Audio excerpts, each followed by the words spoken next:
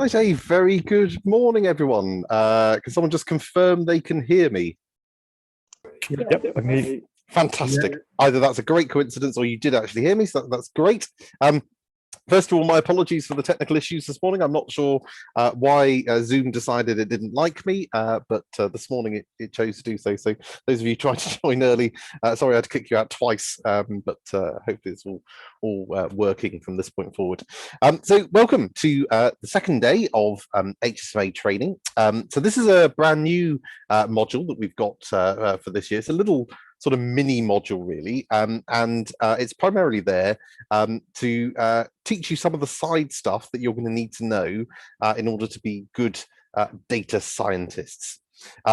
And so whereas module 1 is very much focused around some of the sort of introductions to operational research and data science, as we talked about on Monday, and primarily, obviously, module 1 is targeted at teaching you how to code in Python and a little bit of R later in the course.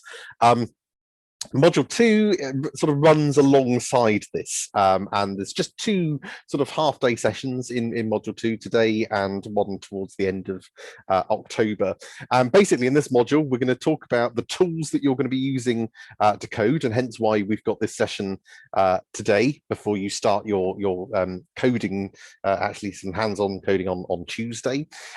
Also talking about the principles of free and open source software development, which is at the heart really of HSMA and the things that we teach. Everything we teach is free and open source, not just in terms of the fact that it's free software, although it is, but also what that means and why it's important, and what the principles are in that kind of development ethos.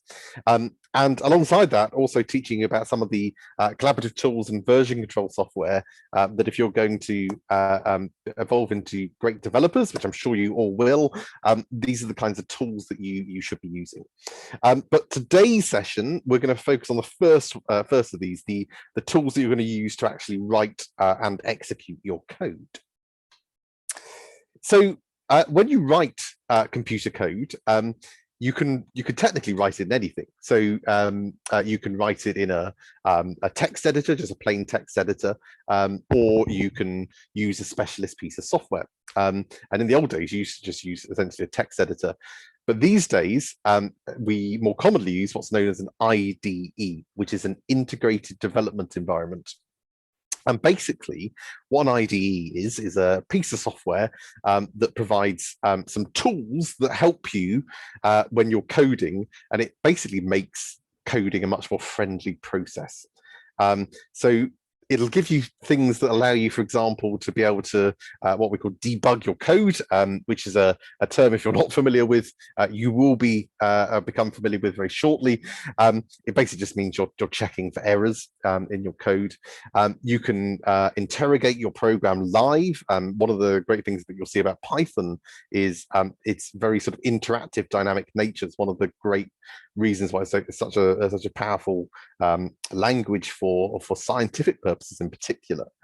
And it'll automatically help you identify what we call syntax errors, which is best way to think about it is a bit like a spell checker for coding, where it'll say, I don't understand that thing you've just written, that doesn't make any sense.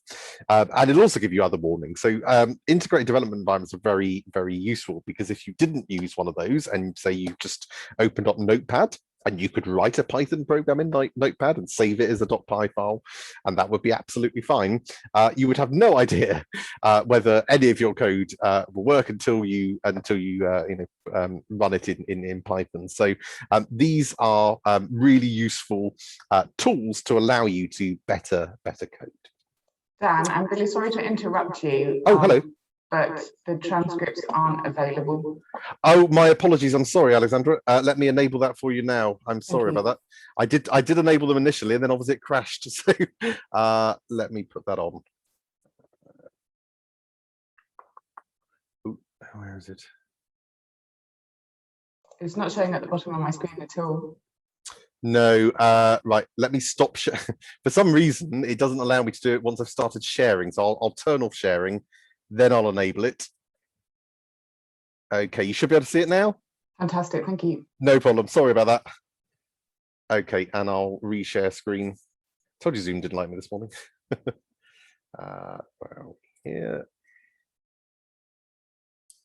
Okay, fantastic. I think that's worked. Okay, brilliant.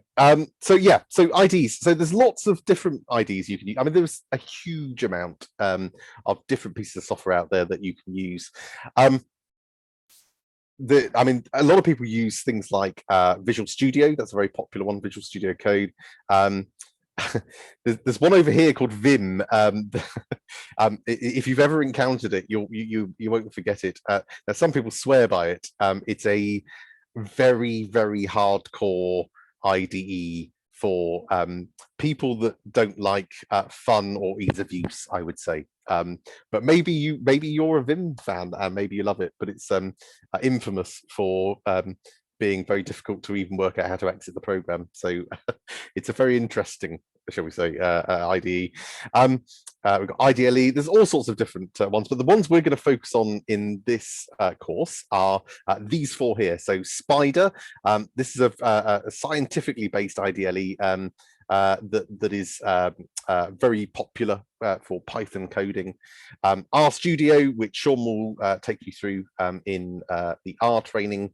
Jupyter, which includes Jupyter Notebooks and JupyterLab, which is basically a nice way to develop Jupyter Notebooks, and Google CoLab as well, which is an online-based thing. And so these three here, Spyder, Jupyter, and CoLab, are the three we're going to look at today. And I'm not going to take you through all of the features because these software, particularly things like Spyder, have huge amounts of features that you can sort of tap into. It's really to give you an idea of the basics about how these things work. And most of this morning, you're actually going to be playing around with these things yourselves. And I've put together some exercises that you can work through as groups in order to sort of play around and get used to doing this stuff. Now, a really important thing to say here is that I'm aware that I haven't taught you any Python yet. So you're going to see some Python code this morning. In fact, you're going to write some Python code this morning, but I don't really expect you to fully understand what it's doing. And I will explain in the exercises what lines of code are doing, but don't worry about trying to understand it fully at the moment. And you'll even see a program in one of the exercises. And again, part of the task is just to see if you can work out what you think it may be doing by playing around with it. But don't worry, I'm not expecting you to understand this fully. You will be taught everything that you're seeing.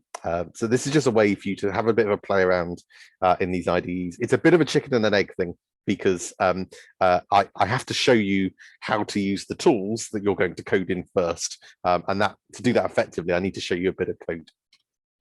Okay, so let's start with Spyder. So Spyder is a free and open source IDE. We probably use it for most of the content on the course alongside Jupyter Notebooks. It's designed by and for scientists, data scientists, and engineers. And for that reason, it's included with the Anaconda distribution, which, as we mentioned before, the Anaconda distribution is targeted at scientific use and comes with lots of things that are useful for scientists and data scientists, and hence why we recommend it. And it comes with a number of really useful features that are really friendly and nice when you're coding. So I'm going to show you a couple of screenshots. Don't worry about being able to read the text. I'm just going to show you the overview at the moment, and then I'll switch over to Spyder to show you this in person. So basically, the Spyder screen, you've kind of got three main areas when you open up Spyder. Now they may be in a different order on your particular screen. You can actually move the things around as well. This was the default order when I installed Spyder, and this is the order I use. But again, you can move these panes around. If I start off with the one on what's on my left, that should be the biggest pane in Spyder. It's known as the editor pane, and basically this is the panel in which we write our computer programs. So we remember we said on Tuesday that computer programs are essentially lists of instructions. We write those instructions, we bundle them up, and then we run them. This is where you write that bundle of instructions. Okay, so this is where you write your computer program. Now, all the code you write in here won't run until we tell it to run. So we keep writing code. Nothing will happen until we tell Python to say, I want you now to run this code. And that will then instruct the computer to carry out these instructions. And when we do that, it'll basically move through line by line and carry out each instruction that we've given it. So that's the editor pane, and this is where you'll spend most of your time in Spyder. This here is the IPython console. This is basically where we can see text-based outputs from our program. So remember on Tuesday we talked about how the computer needs to be able to output in some way to us the outputs of the instructions. It's also got a really nice feature because the IPython console allows us to write code that executes immediately. So the I in IPython stands for interactive. And this is a really nice feature of Python that what we can do is we can type in lines of code here, instructions, and it'll execute them immediately. So unlike the editor, where we're writing instructions and nothing will happen until we tell it to run, and then it'll go through all the instructions we've written. In the IPython console, we can run things immediately. We can give it a command and it'll happen immediately. Now that can be really useful because it can allow you to quickly test something out, or it might be that we've run our code and then we want to, we've written a program, we've run our program, and then we want to say, oh, actually, I'd like to interrogate something. I want to check what's stored in that list over there. And then I can just do that rather than adding that into my code and then running the whole program again. I can just interact with it and say, actually, show me what's in that list over there. And you'll see a little example of how you can do that this morning. And there's a little history tab on the IPython console that basically, if you click on that, it'll contain a recent history of the instructions that you've run from the console. So that's really handy as well. And then we've got this third pane in what's in my top right. And this pane contains a number of useful tabs that allow you to gain information about your program. So there's the Variable Explorer tab. That one's really useful because what it allows us to do is see a list of all of the variables that are currently stored in memory and what their current values are. Okay. So remember on Tuesday, we talked about essentially variables are little boxes that store pieces of information in memory, and each box has a name which describes what's in it, and a value which is the information that we're storing in that box. And so this is a way for us to see the list of boxes, our variables, and what values we've got stored in each. And that's really, really helpful, particularly when you're trying to make sure your code is doing the right thing, because you can keep an eye on what's happening, what's being stored in variables, is everything being stored as you would expect it. There's also the plots tab. So the plots tab is a really nice feature. In a couple of weeks' time, you'll be practicing actually writing using a package called matplotlib plots. You can generate graphs using Python, really nice graphs and really easily. And when you do that in Spyder, when you run your code and it generates some graphs, it'll store them in the plots tab, and you can click on that and you'll be able to see some graphs. And you'll actually get to see a little bit of that in one of the exercises this morning. There's also a help tab. Basically what the help tab does, if you push Control and I together in front of any instruction, then you'll get help documentation about it, and that allows us to basically see that information. And then there's also the Files tab, which basically allows us to explore, view, and open files in our present working directory, which I'll come on to in a second. Okay, so as well as these three main panels, we've got the editor panel where we write our code.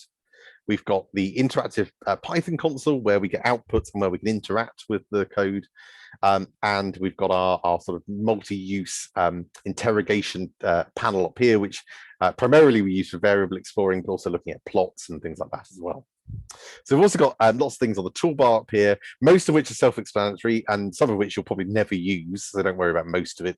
Key things to flag up at this stage, you've got some file operations stuff over here, so you'll be probably very familiar with these kinds of symbols from anything that you're using in Office or whatever it may be. So we've got new file, open a file, save as, etc. So that's all very standard. And then over here, there's a green play button. This is an important one. That's your run button. So whenever you click that, and you can also use F5 as well, the F5 key, that will say to the computer, right, I want you to run my list of instructions that I've written in the editor. And it'll go through from the top and read each instruction in turn and execute it. Now, it may be that in some cases you don't want to run the entire file, you just want to run a bit of the code in there. And you can do that as well. So this little button over here with the kind of the white arrow and the cursor mark, or you can push the F9 key, basically tells Python, just run a portion of your code. And you can do that either by selecting, you can left click and drag and select a portion of your code, and then click that or push F9, and it'll just run that bit of code. Or if you don't select anything, it'll basically just run whatever line it's on. So if you're hovering over line 12, actually that's a bad example, it's a comment, line 10, which says import random, if you can't read that. If you click on that button, it'll just just execute that particular line. Okay. So you probably won't use that too much to start with, although you will in the exercise in a moment. But it's a really handy feature, particularly as you build bigger and bigger programs, to be able to just run certain bits that you need to check something that's happening. And then over here, we've got what we call the present working directory, which I mentioned a moment ago. So basically, the present working directory is your way of telling Spyder that this is the current directory in which Python should be looking for any files in which I tell it to read a file or write a file, okay? Or if I tell it to look in a folder, that the folder will be in this directory. Now, it should default to the directory of your currently open file once it's been saved. But I have seen it where, particularly on Windows, that doesn't always happen. So it's worth just keeping an eye and checking to make sure that whatever this directory is the directory you expect it to be. It doesn't matter so much unless you're reading and writing files, but you will be doing that quite a lot. So it's worth doing that. So if it is wrong, if that's not storing after you save it, if it's not coming up with this directory as being in the same directory as the file you've just saved, then you can just click the folder icon next to it and you can choose that folder manually. So just be aware of that. I mean, they may well have fixed it in Windows, but I did see that happen a lot last year in HSMA with obviously most people using Windows. I've never had it happen in Linux, which makes me think it's a kind of Windows thing. Okay, so before I go into this, I'm just going to switch over to Spyder a moment. So this is just to give you, hopefully you can see this a little better. This gives you a bit of an overview of what we've just talked about. So I've got my editor window over here. I've got my IPython console here, and then my sort of multi-panel up here, which always defaults to help. So what I can do is I can write bits of code in. Well, actually, I'll show you how to create a new one. So if I click on new file, you'll see it come up with a new tab up here, and then I can write some code. So traditional to write hello world as your first piece of code.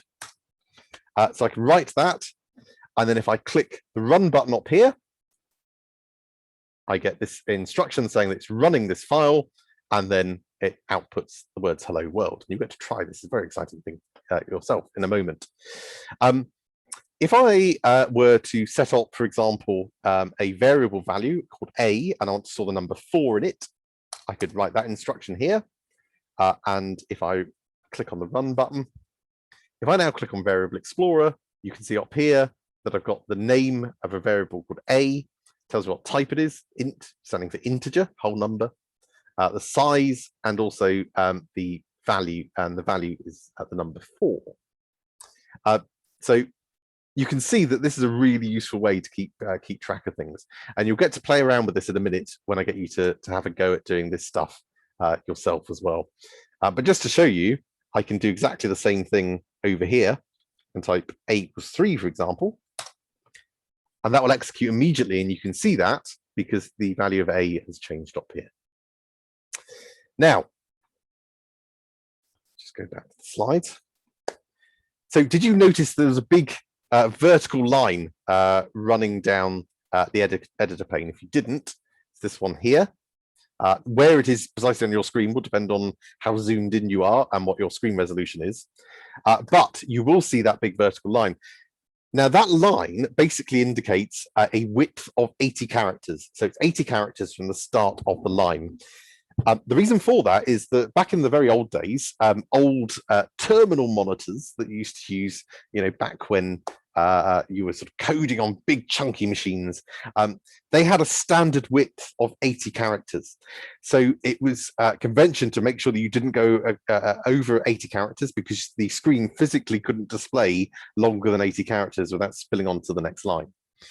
And in fact, it dates back to even before that, because in the very, very old days, when computer programs were run on punch cards and you had computers that were bigger than your house, the IBM punch card had 80 columns. So it's a really traditional thing that that's been going for a number of years. Now, you'll find that even in the modern day, this 80 character limit actually really helps you to make your code readable. Now, you might be thinking, why on earth should I care about this? You can type over 80 characters. That line will not stop you doing so. You can type beyond it, but it's really bad practice to do that. And I've heard a lot of excuses in my time. I've heard, well, look, it's only one character over. That's not going to make any difference. It doesn't matter. You know, we've got big screens. I've heard the excuse, I've got a 4K monitor and I can see 600 columns if I want. Why should I care? That was actually me when I bought a 4K monitor. But nonetheless, I came around. And it's really good practice to not cross that line right from the start of your coding career, because it really helps keep your code readable. If you start writing very long lines of code that span and people have to scroll across to see them, it becomes very, very messy and very unreadable. And you have to think about, whenever you're developing code, making sure not only that it works, but it's understandable and it's readable. Okay. So what can you do to avoid crossing that line? You might, for example, consider giving all your variables very short but meaningless names. Well, actually, that's not going to help you, because that defeats the object. You're trying to keep your code readable and comprehensible, and that isn't going to mean anything to anyone. Or we could maybe write very simple code. So we only do things like adding 2 and 2 together. That's probably not going to be very useful either, because we probably want our code to do something interesting. Now, fortunately, there are much better ways of how you can basically split a line. So if you've got a very long line of code, you can split that line over multiple lines, and it will Python will treat it as though you're on a single line, but it'll be much, much more readable. And we'll show you how to do that in the Python training.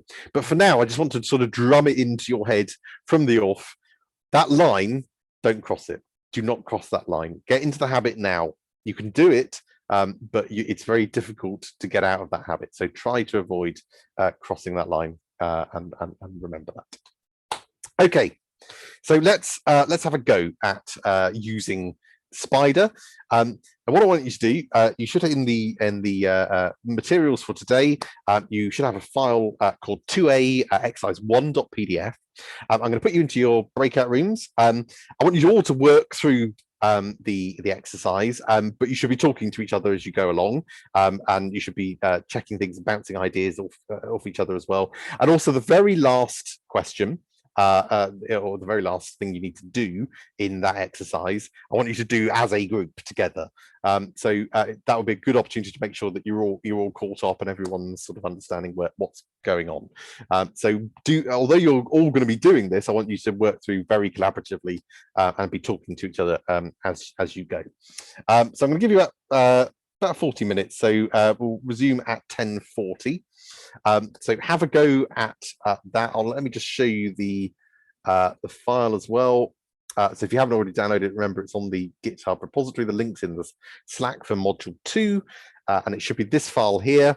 And it'll give you a list of some blurb about what things are doing, and it'll give you some instructions for things to try out in the code. Okay, any questions about any of that? Do we need to upgrade to the latest version of Spyder? I just opened it and asked me. I don't think it doesn't matter for this one, but for the rest of the course, do we need to be on a certain version? As long as you're on, do you say Spyder, sorry, rather than Python, the version of Spyder? Spyder, yeah. I mean, it doesn't matter. I don't think I'm even on the latest version. So, yeah, as long as you didn't install it, 5 years ago, you'll be fine. Okay. So, yeah, no, it won't make any difference. I mean, technically, everything in this course you could do, like I say, in Notepad if you wanted to.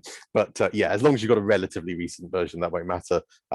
You will get quite a lot of. The other thing to say, in the Anaconda distribution, there may be newer versions of Spyder, but there will be a version of Spyder that is the newest in the Anaconda distribution. So it's worth just making sure you don't go beyond that. So just keep to whatever Anaconda is keeping you on is a good tip. Thank you. Okay, no worries. Okay, let me open up the breakout rooms. So remember, the Marvin group, you will stay in the main group. I will stop the recording now.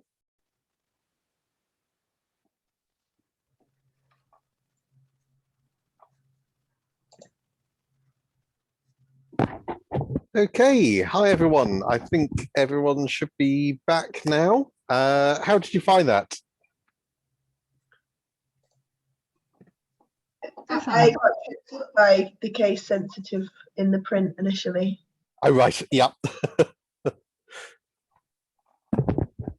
I did see quite a few groups got to the end bit and had a little bit of a play around with the plots and stuff as well. So again, you know, don't worry too much about trying to understand the code. All that code we will explain to you during the course. But it was good to see actually that you were starting to look at things logically line by line and working out what things are doing, and that was really good. And having a play around and seeing what worked. So that was good to see. Okay, so I'm going to just carry on with the next bit. This is a very short next burst, and then there'll be time for a break during the next exercise as well. So if you haven't stretched your legs yet, don't worry. There's not too long to go until you can do that. Let me share my screen again. Okay.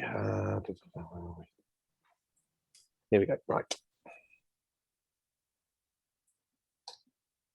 Great. Okay, so that was Spyder. You're going to be using Spyder a lot. And as I say, when it comes to next Tuesday, when you actually start doing some hands-on coding, you'll get lots of opportunity to play around with it and get very used to Spyder. So the next thing I want to talk about is something called Jupyter Notebooks. Now, Jupyter Notebooks are quite a magical, special thing, I think.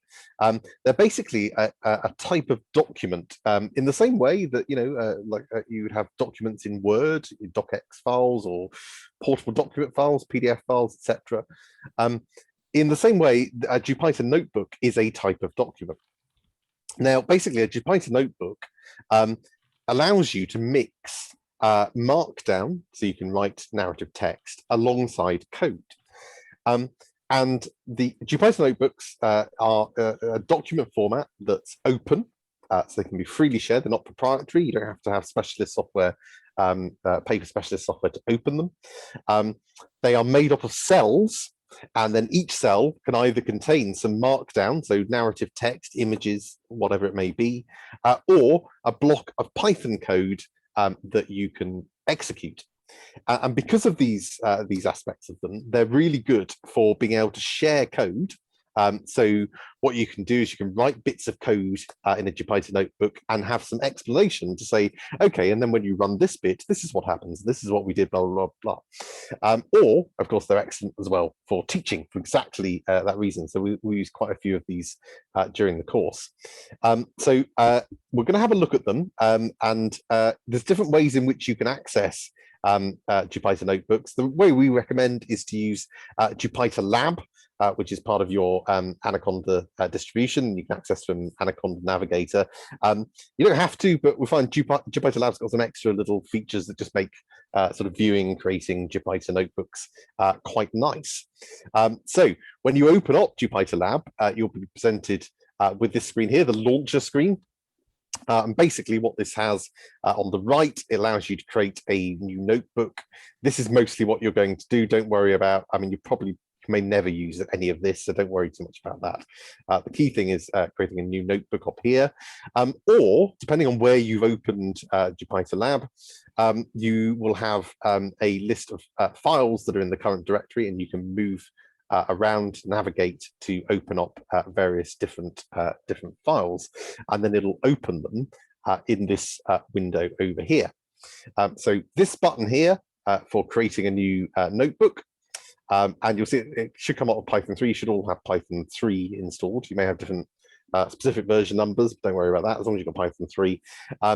And over here, using the file browser to navigate to the files and opening the ones we want. So let me show you by opening up JupyterLab. Now, the way I'm going to open JupyterLab is a bit different. So I don't have Navigator installed because you don't really need it on Linux. It's unnecessary. So I'm going to open it slightly differently than you will. So let me just go in to the folder I want. So this is the folder that's got some files in. I'm going to open it in a terminal, and I'm going to type JupyterLab. It then won't work, and then I will click on this, and it will. You should have a much easier experience with this, but so this is the way we do it in Linux. Okay, so let me open up a fresh new one, actually. Okay, so if you do create a new notebook, it'll ask you what kernel you want. Basically, just select Python 3. That's the one you want. Okay, so this is what you get when you create a new Jupyter notebook, and it'll default to this, which is basically a cell. But by default, that will be a code type cell. So that allows me to type in code. So I can type in things like print hello. Fascinating so far. Now, nothing will happen with that. If I click off it, you can see nothing's happened. It's just got a piece of code. But the beauty of Jupyter Notebooks is I can run that block of code. And the way I do that, I can either click the play button up here, or as you'll probably end up doing more often than not, you can hit Control and Enter, and it will then run that block of code. So you can see that then it's printed out hello. So this is a bit like a mini version of your editor window in Spyder, where you've typed in some instructions. And of course, I've just put a single line here, but it can be as long as you want. And then we run it, and it'll run through those instructions, and the output will appear here, just below the cell. Okay, so that's a code type cell. Now, if I want to add another cell, I can click on this add button here, and that'll insert a cell below the current one. If I click that.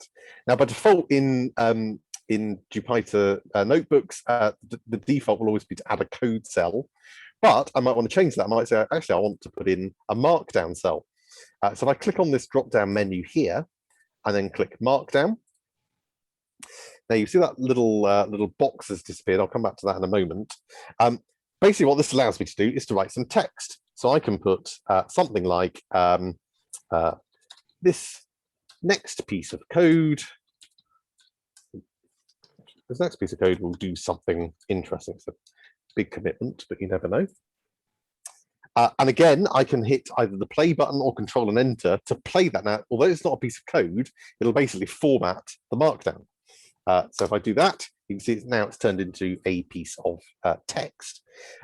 And I can, because this is markdown, I can use special notation to try and put in special formatting. So if I wanted to put some text in italics, for example, I can use the asterisk there.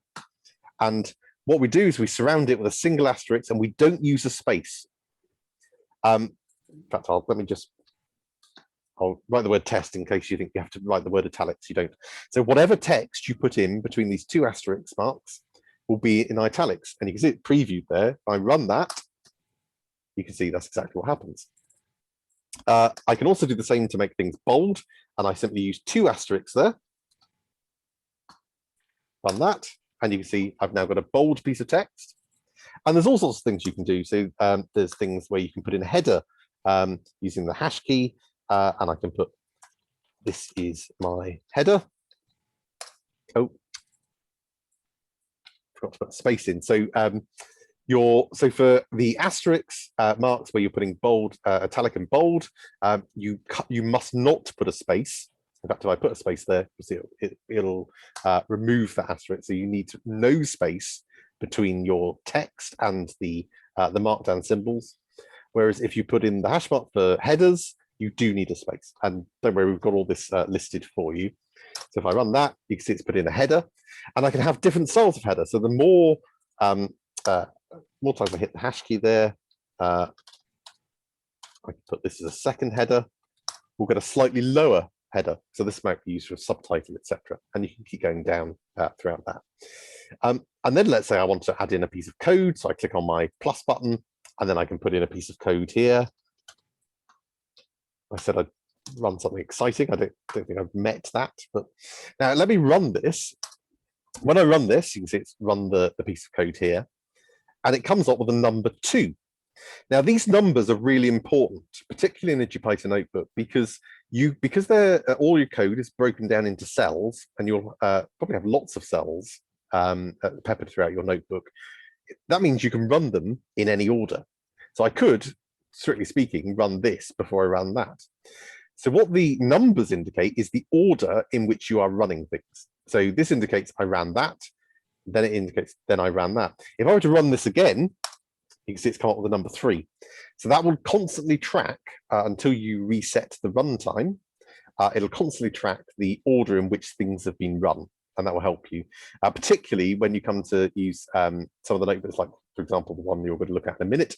There will be stuff that you will need to run before other things will work, and it will show you how to do that. So those are kind of the main principles. You've got a Jupyter notebook. It's made up of mainly 2 types of cell. Now, there is a third type of cell called a raw cell. You probably won't ever use it, so don't worry about it. I do mention it in the exercise, but yeah, your main 2 types are code, where you have blocks of code, and let me just show you that you can write other things in here as well. So that, there we go. So I've printed the result of the calculation 2 + 2 as well. Really exciting now. So it's a combination of having code cells and pieces of text markdown that we can write. And it's really nice to put together code that you want to share, because you can explain what certain things are doing and then have some code that people can run. And it's really nice for that. Now up here, you've got some a few buttons. So I've already shown you the run button. There's a save button there. It also creates checkpoints, so you can go back to earlier versions, which is a nice little feature. That's your insert code cell, insert cell button, which you'll be using a lot. You've got cut, copy, and paste, which run exactly as you expect. You've got an interrupt the kernel button, which is kind of your Control-C. Equivalent in Spyder, and there's also this button to restart the kernel. So I click that, it'll ask if I want to restart that, and if I do that, it'll now restart the kernel. So all of the variable values, not that I have any stored in here, will then be removed, but all of the outputs will remain. If I want to remove all of the outputs as well, if I click on kernel up here, I can click not only to restart the kernel, but to restart kernel and clear all output. So that will basically reset it as though it's not been run. So I click that, so you've got the same question, click restart, and this time you can see the numbers have been removed, and essentially the kernel's been reset, and all of the outputs have also gone. So it's fresh and new. That's probably usually what you want to do. Sometimes you also want to restart the kernel and then just get it to run all of the cells. So if you've got if you're using this as your program and you want it to go through and run everything, then you can do that. Say, go back to the beginning, restart it, and then basically run everything from the start. Now, there's other little sort of features in this as well that you can sort of explore at your leisure. A lot of it you won't be using very much. There are ways in which you can move the cells up and down as well. So if you have a look. Where is it? Here in the edit menu. So if I wanted to move that cell down, I can click that, and that will move it down one place. Okay, so that's quite a handy little thing if you want to move your stuff around as well. Okay, so that's kind of the basics that you'll be using in JupyterLab. It's similar principle to Spyder in that you can write code and run it. But you've got this added thing where you're basically putting everything into cells. So you've got a mixture of narrative text, and also you can have things like images. And I'll show you that in the exercise, and blocks of code that you run individually. So what I want you to do is have a go at the next exercise, and I've given you a workbook, Jupyter a notebook to open. Dan's example Jupyter Notebooks. There's example Jupyter 1.ipynb. That sounds like interactive Python notebook. So that's the file format that's used for Jupyter Notebooks. So if you open up Anaconda Navigator, open up JupyterLab from that, and then open this file here, example Jupyter1, so navigate to wherever you've saved that, and then open this up, and you'll see this, which is basically a Jupyter notebook, and it'll tell you how to do certain things. And I want you to follow through, again, work as a group, follow through, make sure you're understanding everything about what it's doing. And once you've done that, once you've worked that through, I also want you to have a go at creating your own Jupyter notebook. So create a new one. And what I want you to do is take the little bits of simple code that you've just used in the first exercise that you had a practice on in Spyder. And then I want you to put them in a notebook and wrap that code with some explanatory text cells. So be creative and use some markdown and basically put in some code blocks saying running your bits of code, and then some markdown blocks that say, and this piece of code does this, etc. So be creative and build up a little Jupyter notebook for that. So I'm going to give you 40 minutes again for the exercise, and also 10 minutes to stretch your legs. So if you haven't stretched your legs yet, please do so now. Otherwise, if you have just taken a break, you might want to plow on and then take your break. So whenever you do make sure you take a break. Now, one important flag here: there have been issues in the past where you will now suddenly find that you can't use JupyterLab because of firewall restrictions. It doesn't happen very often, but sometimes it will. So if you're finding that's the case for you, then ask one of the other members of your group to share their screen so that you can all follow along. So I just want to flag that up because we usually get a couple people where that's the case. If that is the case, then speak to your IT department to ask them to remove that firewall restriction and to allow JupyterLab through. But you'll soon find out because you'll go to open the file and it won't work. So have a try with that. But yeah, open up, work through this file first as a group, have a read through, make sure you understand what it's doing. Interrogate the code as well and the markdown. So these markdown cells, if you double click on them, it'll show you the raw markdown. And then again, I can hit Control and to put it back and run that. So double click on them so you can see how that's being formatted. You only need to single click on your code cells in order to change those. Okay, so about 11. So if we 11:50, we'll resume, and I'll drop in and out as I did before. So have fun. I'll stop sharing and I'll reopen the rooms. Dan, I just have a question. Yeah, sure. So do you have any options to mask the code in the Markdown?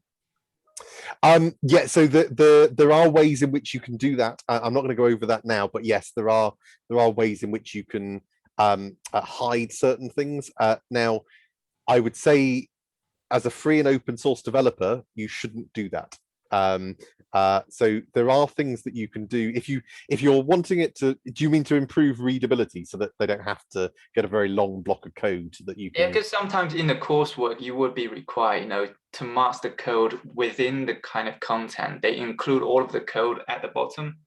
Oh, I see what you mean. Yes. So yes, so there's ways in which you can sort of expand and collapse cells. You could have cells that are collapsed, so that the user would have to open them up to see the code, and that's absolutely fine because you may have bits where a lot of your back end processing is a very long code, and you don't necessarily want them to make your work very long. So yes, you can absolutely do that, and you'll see a bit of that. We go into a little bit of that in the CoLab stuff, but it's the same principle that you'll use for this. But yes, you can do that. What you shouldn't do is hide cells so that people can't see them. You should because it's free and open source, so anybody should be able to see anything if they should choose to do so. Does that make sense? Yeah. Great, fantastic. Thank you.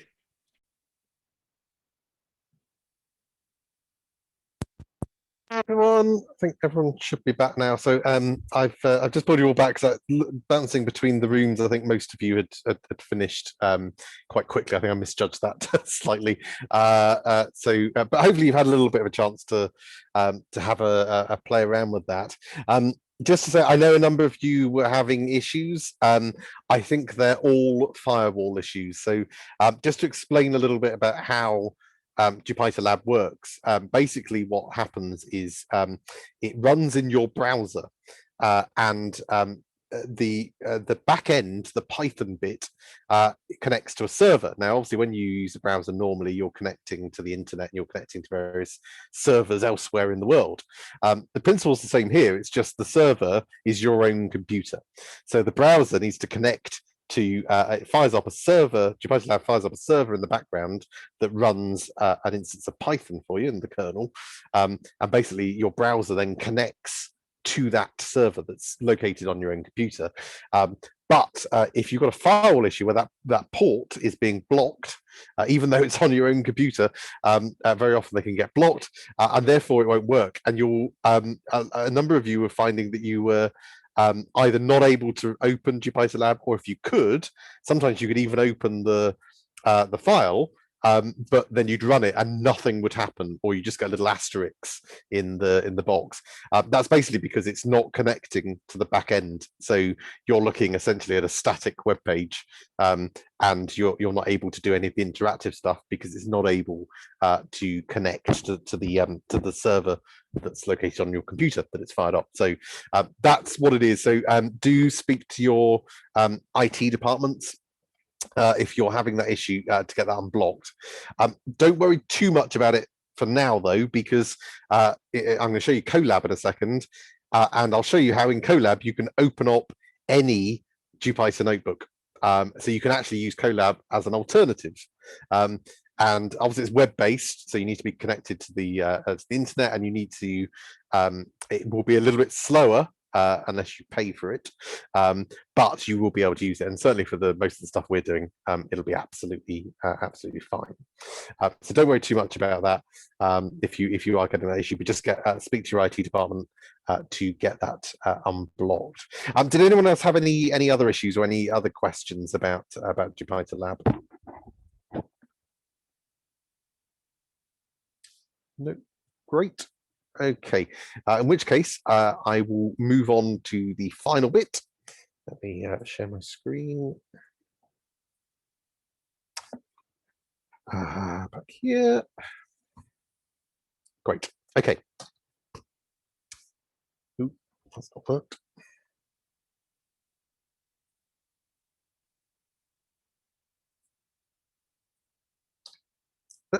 Right.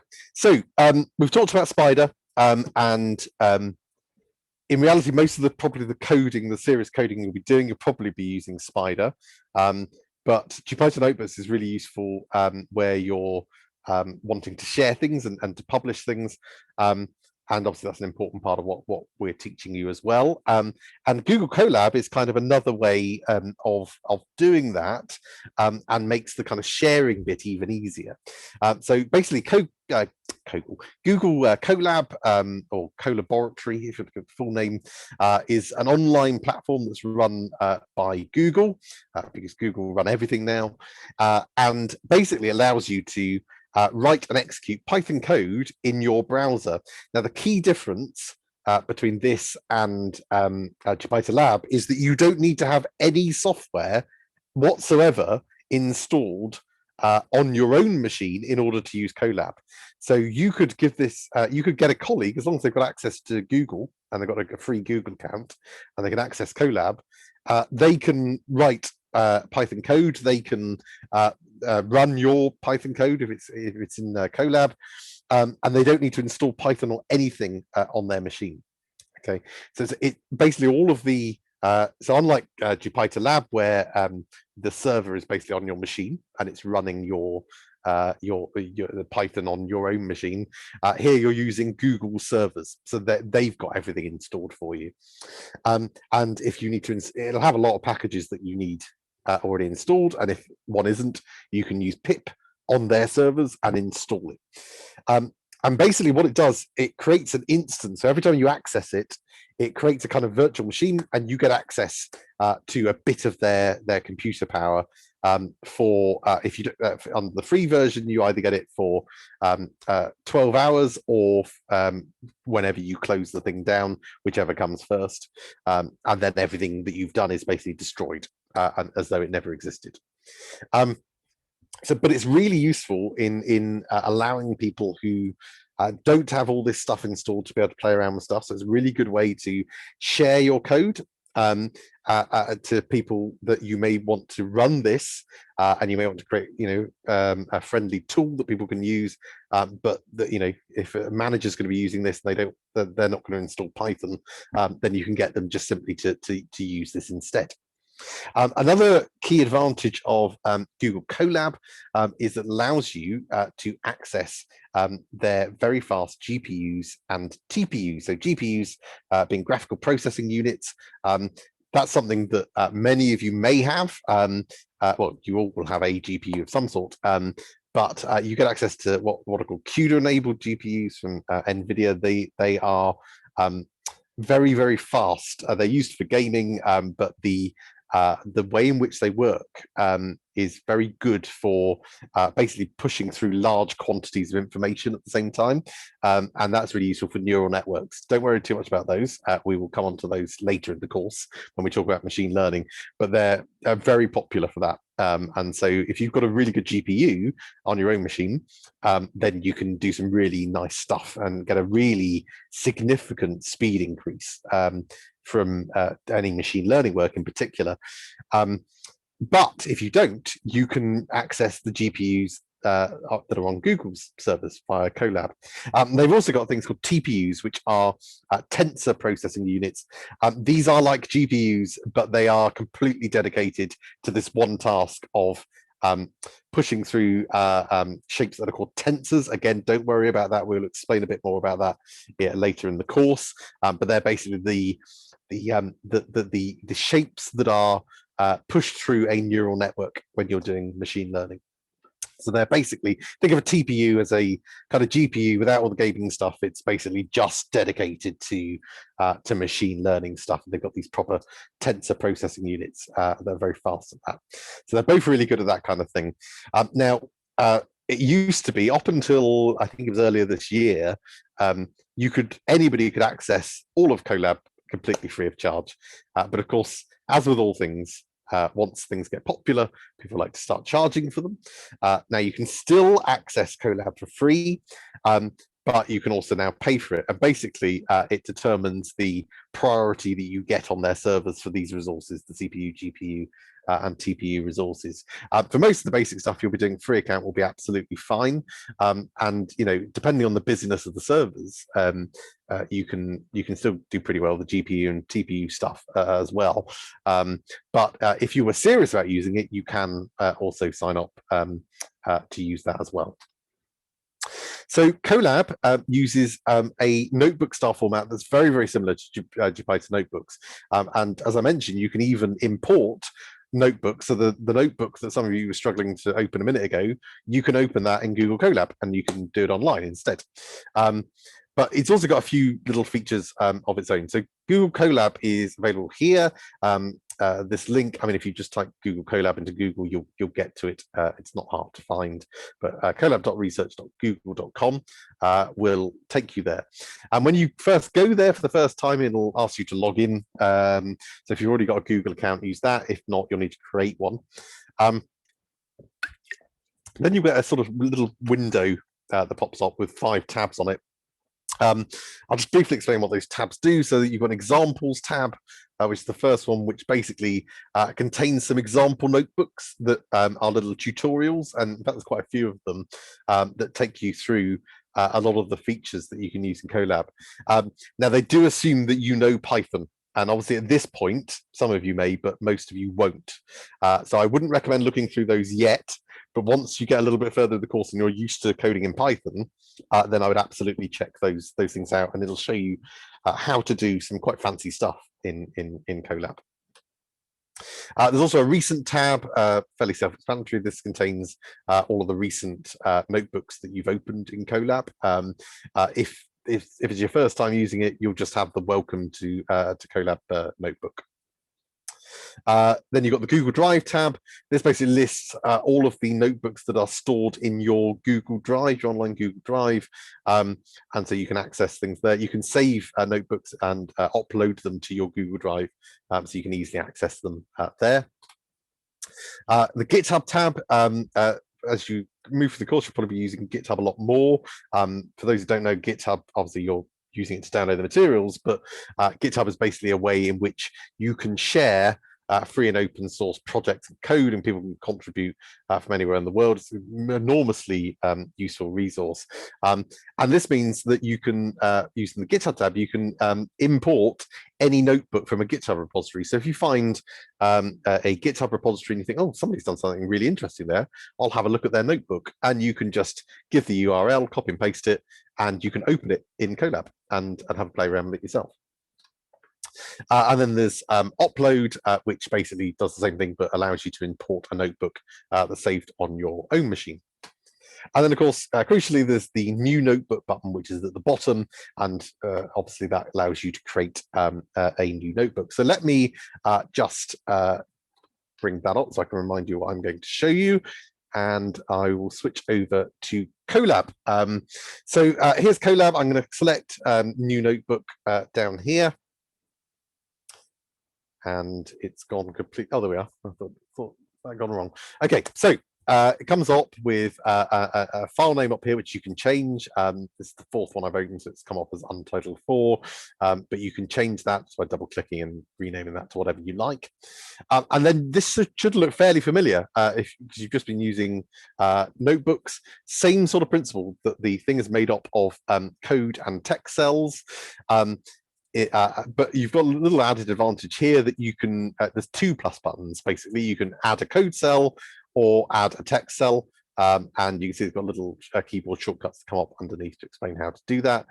So by default, we will have a code cell. Now to run it, you can either click the little play button next to it, or you can use the Control and Enter if you're used to using Jupyter Notebooks. Now you see that took a little bit longer just to print the word hello. It's because it was connecting to the server to do that. So you had to essentially wait for your turn, and then it would run that instruction for you. So there's a little bit more of a delay, unless of course you pay for it, and then you'll notice something a bit quicker, and it'll also be partly dependent on your internet connection as well. But it's a really useful little tool. So if I wanted to put in some text underneath, I can click Add Text. And again, it gives you some nice things. So you can do exactly the same as you did before using Markdown. I can say put that in bold. A little wrinkle with this, you'll notice the preview comes up on the right, so you can see what it's going to help if that actually did that correctly. It's italics, not bold. So you can see the little preview on the right coming up to show you how that would look. Unlike JupyterLab, you don't push Control and Enter. You just click off for text for Markdown text cells, and if you click off, you can see that then that formats it correctly. And again, double click to change it. But you've also got the advantage here, if you want to use the buttons instead, you can select the bold, italic, you can insert headers as well, like that, and then you can, if you want to call it new section, click off. So you've got these little shortcuts that you can use, but obviously the Markdown is exactly the same underneath. So it's using the same thing. So whichever way you prefer to do it, but you have got that added option in CoLab, and you can also do things like add images and things, all the stuff you can do normally, but it'll allow you to use these buttons to do it if you prefer to do it that way as well.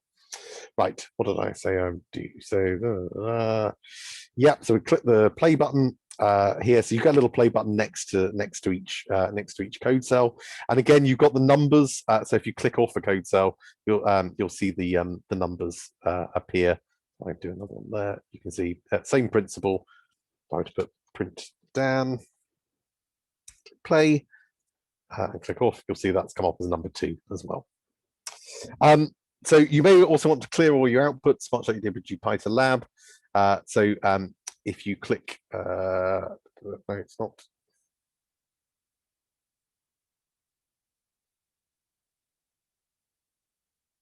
Where is it? Sorry, there it is. Edit. I can never find it on CoLab. because it's in a different place. So on JupyterLab, obviously both of the options are under runtime. So under CoLab, if you just want to clear all your outputs, but you don't want to restart the kernel, then you can just click Edit and clear all outputs. And you can see the outputs are gone, but these things have still run. So any variables and things you've stored will still be there. If you wanted to restart the runtime, then you go into runtime and click restart runtime. It'll then warn you that the variable is going to be lost.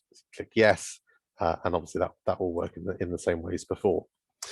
What you can also do as well is to choose the runtime that you are connected to. So by default, it will connect you to a standard CPU. But if you were doing machine learning work, for example, you probably want to, I mean, depending on what you're doing, you may want to connect to a GPU or even a TPU. And you can do that by clicking runtime and click change runtime type. And then it'll ask you, it'll say the hardware accelerator. So by default, that'll be none. You're just using a standard processor, but you can select different ones here. Now you will get a lower priority if you're using the free account, but you can select a GPU or a TPU. You should also, as it warns you there, you shouldn't use that routinely. You should only use it if you need it. So if you're doing something like a neural network stuff and more complex neural network stuff that you know will benefit from it, to make it fair for everyone. Otherwise, everybody's just going to be using the GPU for nothing, essentially. And it's only for a very specific set of things that you want to use that. Oh yeah, so the last thing I was just going to show you, another nice little feature that you can do. This came up in the as a question in the JupyterLab stuff as well, and I said I'd show you how to do it here. So basically, you can create headers and collapsible sections. So here I created a header, I called it new section.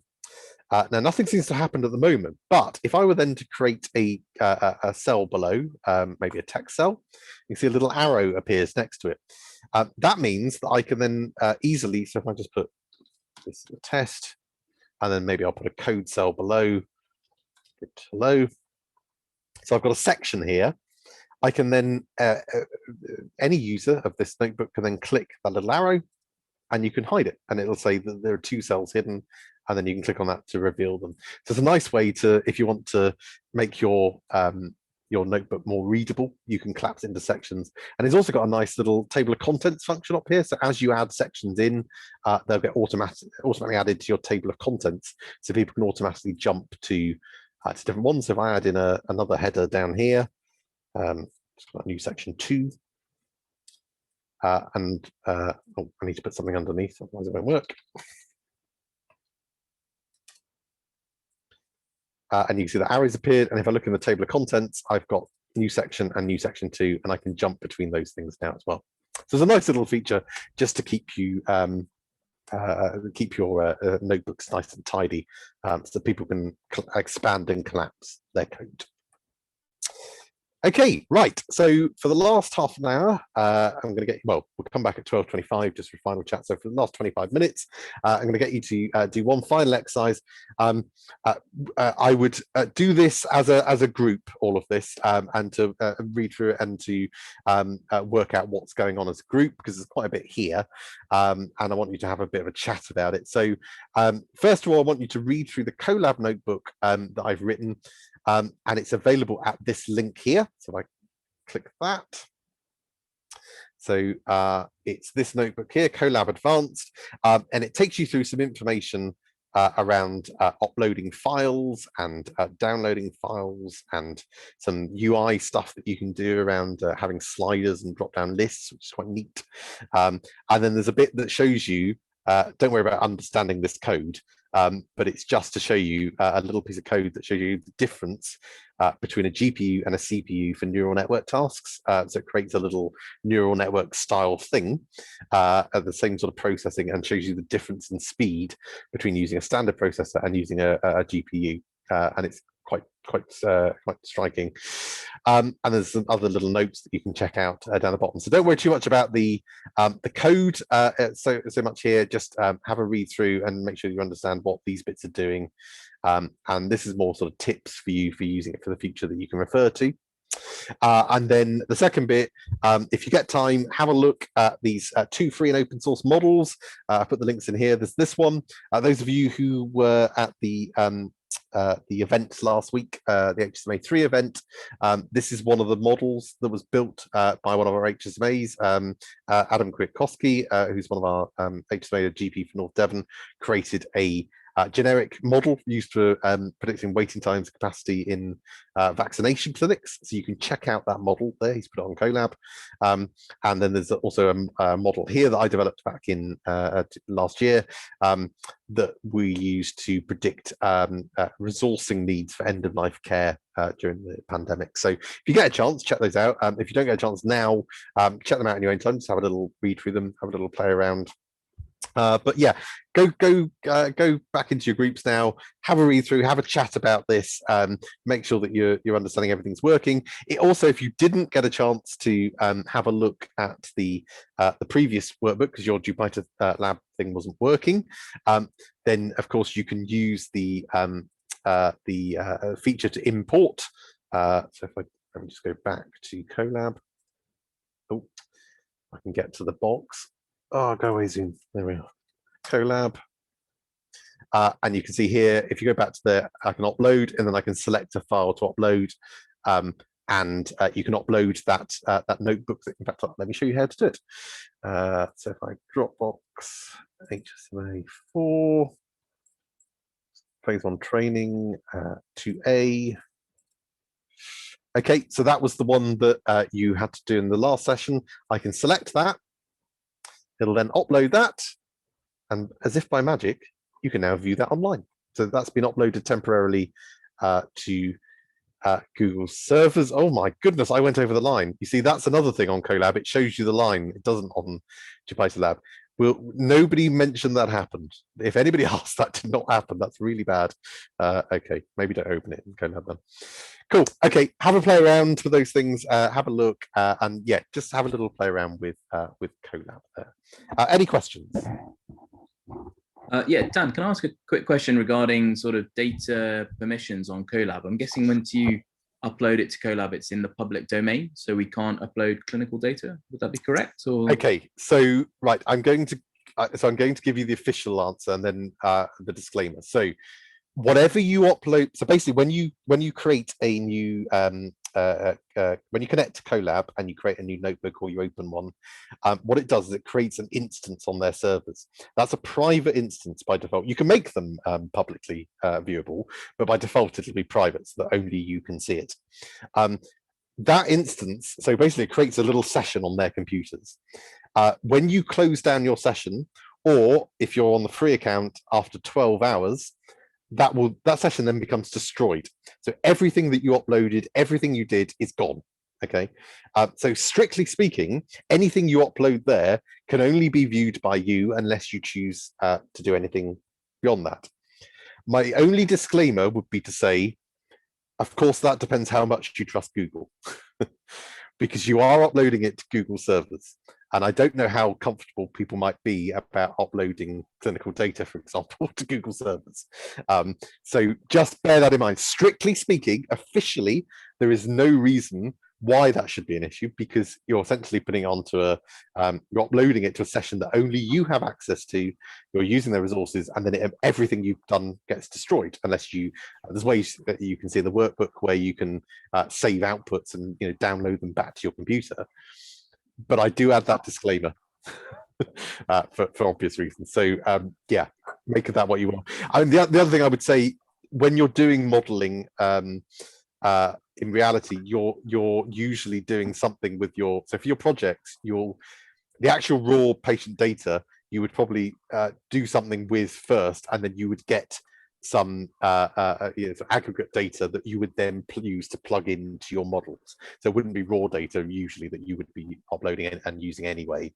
And usually you would pseudo-anonymize it, so it would be anonymous data that you would be using anyway. But yeah, so strictly speaking, it shouldn't be an issue, but just be aware of that. thanks.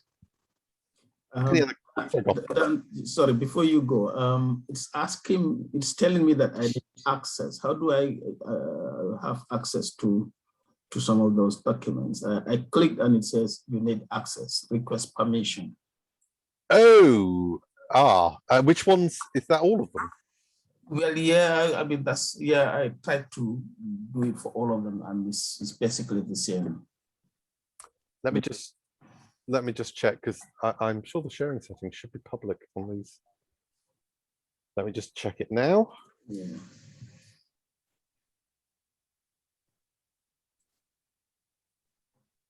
Yeah, it says anyone on the internet with this link can view. So you should be able to access. So the CoLab Advanced one, which is in the notes, you should be able to view that. The files, let me just check the model files should be. I don't have control over Adam's, but it certainly was. It was open because he's used it only recently. Well, it's something on my computer. Yeah, I'm wondering it might be. Let me just check my own model as well. But the end of life model, I mean, that was published last year, so that should work. Yeah, so I can't speak for Adams because I'm not the author. So the vaccination model, I don't know, but it should work. The other two I have checked, and you should, if you've got the link, you should be able to access this. So, are you logged into your Google account? Oh, well, let me see.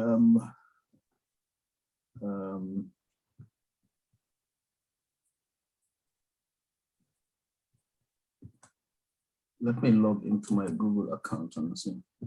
I'll open up the breakout rooms. Have a go. If you can't, yeah, if it still doesn't work, then just ask somebody in the group. I mean, I would advise you all go through this together. So probably in each group, if you can have somebody that screen shares and you all go through it for now. But yeah, just check that. It may be a Google account thing. Certainly, there's no reason this end why you shouldn't be able to see it.